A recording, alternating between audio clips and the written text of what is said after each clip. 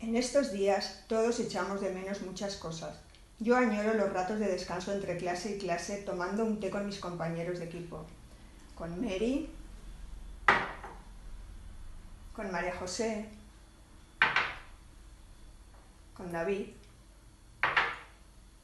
con María, con Lola, con Sandra, con Ana,